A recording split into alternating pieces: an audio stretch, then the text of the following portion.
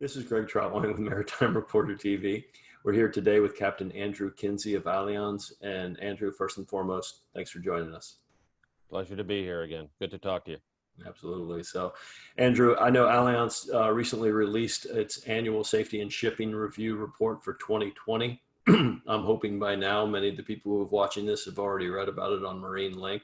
But for those who have not, can you just give a short elevator speech as to the overall findings of the report this year? It's an interesting year. We've actually seen some really good strides in the overall loss aspects and continued reduction.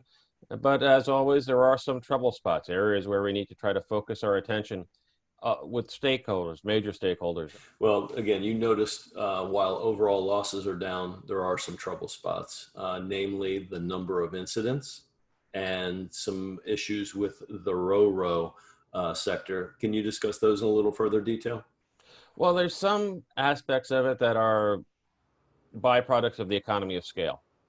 If we look at container ship fires, for example, larger container vessels with just-in-time delivery supply chains, that's a recipe for misdeclared or undeclared or improperly stowed cargo. On the ro-ros, it's once again changes in stow plans, very thin margins on stability. If we look back to the Hoei-Gosaka loss and look at the MAIB report there, I feel that a lot of the findings there are going to be echoed in the Golden Ray, and most recently then our ro-ro fire in Jacksonville. So it's an aspect of the industry that continues to have challenges, and it needs further study. Okay. Well, as you well know, we can't have any discussion today that isn't centered in some way, shape, or form on COVID-19. I know the report that was recently released addressed 10 specific challenges for the shipping industry related to COVID-19.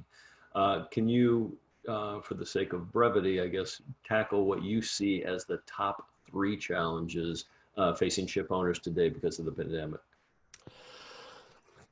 I really feel that the top challenge, and the one that has not been adequately resolved yet and continues to be a real concern for me on a daily basis, is the ship's crews.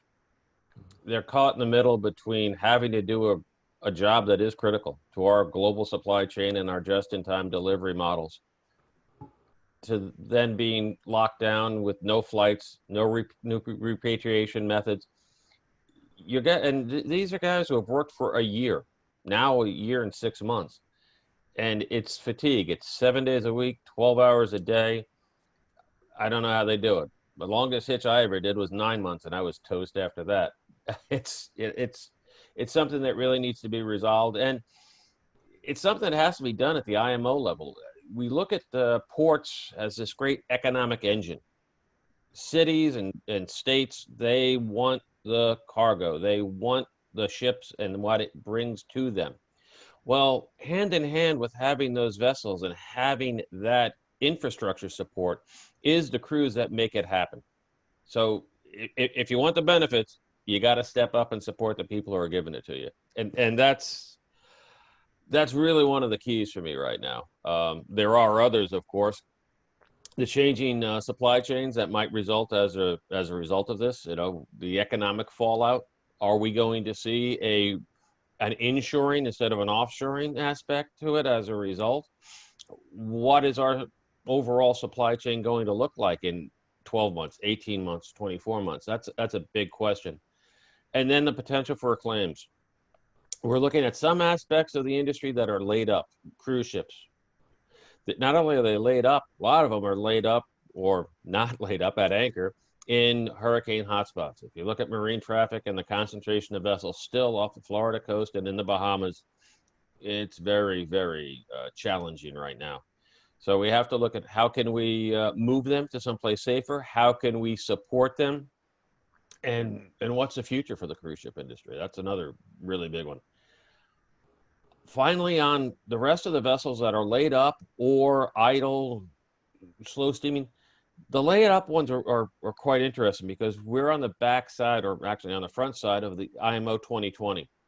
So if we had our low sulfur fuels, what are we looking at now for stability of those fuels when we go back into service? One of the biggest challenges on breaking out a laid up ship is making sure that everything works like it did when you laid it up, and that you can continue to operate it safely. Yeah, well, obviously you're long tenured in this industry. Have you ever seen a situation where there was this many ships or this percentage of the fleet laid up at one time?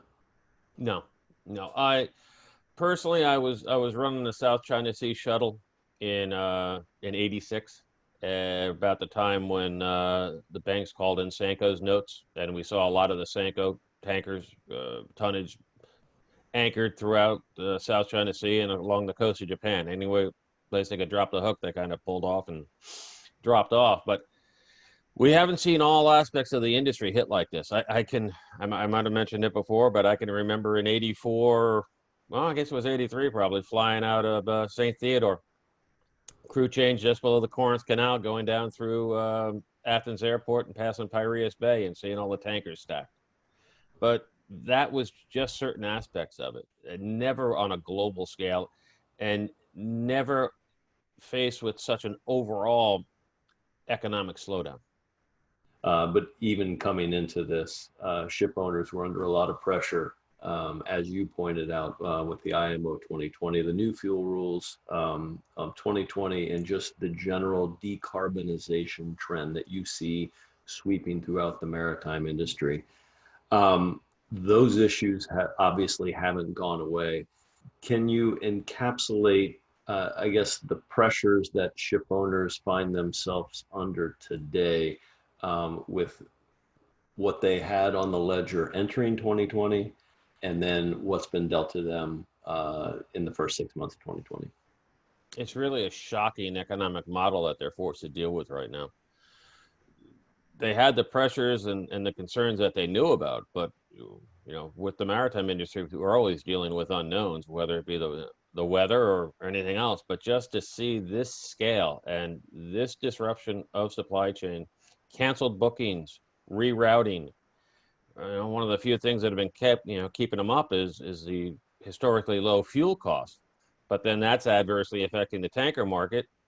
And if you look at what happened on the dry bulk market, with production being slowed throughout, it's just that ripple effect. And it's kind of like trying to start that slow speed. You got to start it on air, and then you got to get it rolling. And if you shut down on heavy fuel and you didn't turn over the light before you shut down, you could have problems. So it's just, where do we go from here? How do we get it all rolling again? And how do we do it safely and efficiently and make sure we come out of this with enough players in the game on the backside of it? That's one of the other problems. I mean, how long can this really continue with the economic pressures that they're under? When you look ahead, when you look at the industry today and you look ahead, do you see any bright spots? Yeah, there's always, there's always sun after the squall passes, right? There'll always be some rainbow at the backside of it, we hope. There's going to be development, and there's going to be development, I believe, in areas that we don't necessarily think of right now. I think we're going to see projects and economic development throughout the Asia Pac area. I think we're going to see more focus on renewables right now on the project cargo side. We're seeing that already on the renewable fuels. I think we're seeing a tremendous push for automation, not autonomous, but automation with technology to help streamline everybody's pressures, because we have to do it more efficiently. And when we can't be there, when we can't throw manpower at it, we have to think about how to do it smarter. And that's basically from the AI standpoint, machine learning on dangerous cargo manifest reviews, to remote surveys that don't tack on additional manpower demands for the ship's crew. So how do we incorporate technology throughout the string? No, don't just say, well, we're going to have the crew go out and get some data and then we'll crunch it. Now, how do we make it more seamless so that we're not tasking them to do it, but we're gathering it and we're utilizing it to be more effective? Because That's really where shipping's next big hurdle is. It's the metadata. How do we take this data that we're collecting from all these onboard systems, and from AIS and from machinery reporting, and how do we make it a more efficient model? That's really going to be the key to it, because with that efficiency is going to come those environmental benefits too, because we're not slowing up, we're not speeding up, we're not slowing down. It's going to make it more efficient, and by its very nature, a more efficient process is going to be a more environmentally friendly process.